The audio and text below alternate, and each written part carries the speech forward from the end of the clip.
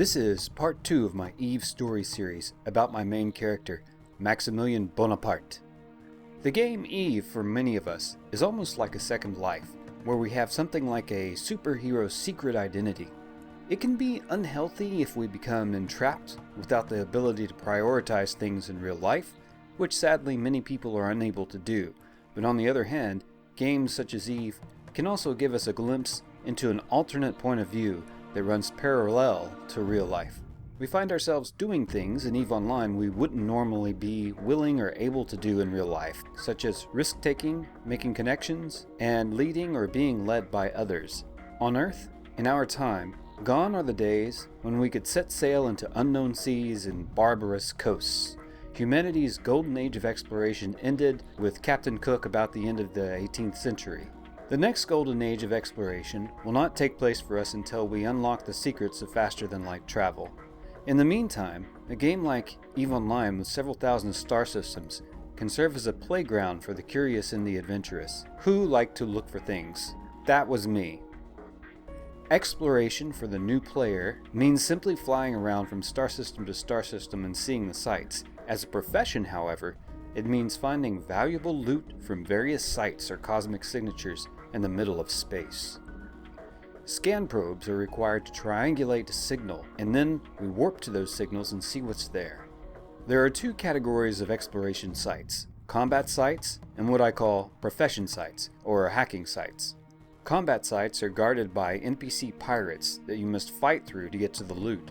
Profession or hacking sites are old abandoned wrecks, derelicts, facilities, or archaeological anomalies that must be hacked to acquire the treasure. The difficulty level of these sites is slightly random, but corresponds to the security level of space where they are found. In high-sec, where ship-to-ship PvP is very limited, the difficulty of running the exploration sites is low. In low-sec, where you can be hunted by other players, the difficulty can be higher, and it's the highest in nullsec or wormhole space. Now, back when I started, all sites were guarded by NPC pirates, hacking sites included, unlike today. Now in the game, anyone can make a profession out of running hacking sites with a ship that has absolutely no combat ability. True, you can be stealthily hunted by other players, but the rewards from those hacking sites, which are called data and relic sites, is much lower than it used to be. Also, scanning with probes was much more complex. Probes did not automatically recall back to your ship when leaving a system. You had to remember to manually recall them, or they would be irretrievably lost in space. You also had to manually position the dispersal pattern of your probes. For people who can't think three-dimensionally, even now this is difficult, but back then it was nearly impossible for the spatially impaired. This meant that probing for sites was reserved for those with the spatial aptitude to do it, and it was a niche profession, with nowhere near the competition currently seen. Exploration did not really encourage a lot of teamwork. It was and still is mostly a solo profession, and although there were few to no large exploration corps at that time, there was a thriving community that hung out in the exploration chat, which is practically dead compared to the way it was back then. When I scored my first 40 million from a hacking site in high-sec, I knew I had found my profession, bragged in exploration chat, and became hooked to hunting this stuff. Exploration chat was essential because, although exploration pilots were reluctant to commit to a corp due to their far and wide dispersion in the EVE universe, they did require tips, tricks, reminders, and support from time to time. This was what the exploration chat community was for. Although we rarely flew together, we made friends and enemies there, mostly friends, mostly. As I became better at exploration and familiar with the higher rewards available in lowsec, but without the combat skills to tackle nullsec yet, lowsec became where I operated most of the time. I died a lot. I used a Vexer usually, too slow to evade pirates on gates, so I died on gates. I died to pirates who chased me, I died to people who had the sites pre-scanned. I learned to watch descan, but it didn't always help. But the good loot I found would offset the financial loss of several ships. Eventually, I learned to love the quiet, remote places away from traffic or well-traveled routes.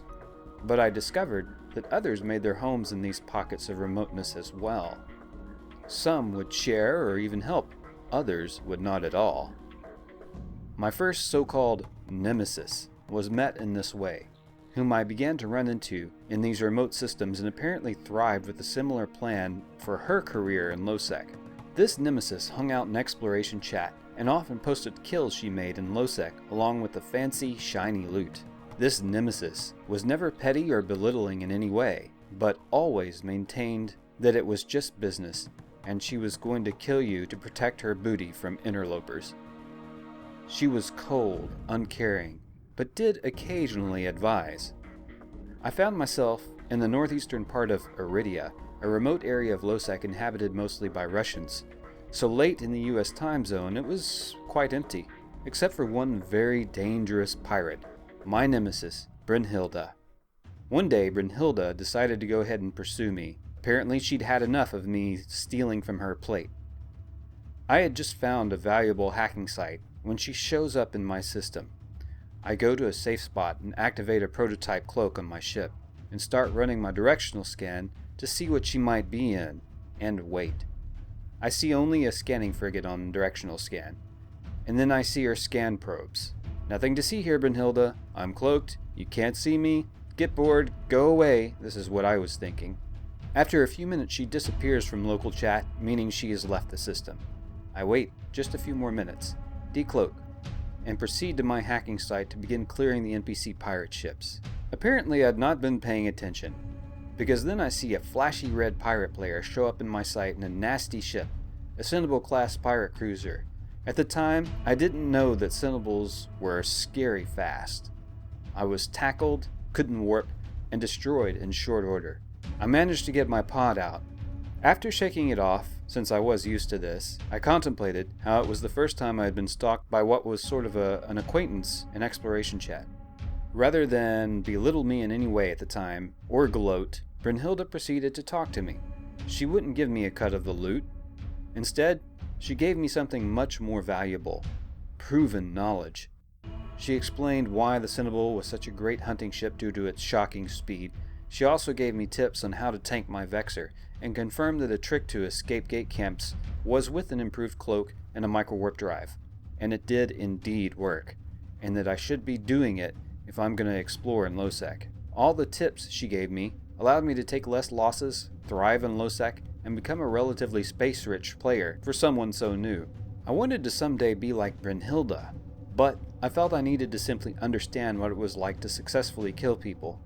I even told her that I would learn to be a badass PvP pilot and rival even her in my own pocket of LowSec. She responded by telling me that I was about as intimidating as a box of kittens to her. I had looked into several pirate corporations, but this still seemed like an unnecessary commitment in my current level of skill and experience. And it would make me into a criminal, barring me from major trade hubs. And I wasn't yet ready to open up a second EVE account for trade purposes. Instead, I chose another option and joined an extremely popular high-sec PvP corporation where I would be guaranteed to get PvP content. And this will be the topic of my next video. Thank you for watching, Space Friends. Be sure to subscribe. Feel free to help me sustain this channel and get more video content out. You'll find a link to Patreon in the description below. Good hunting, space interlopers.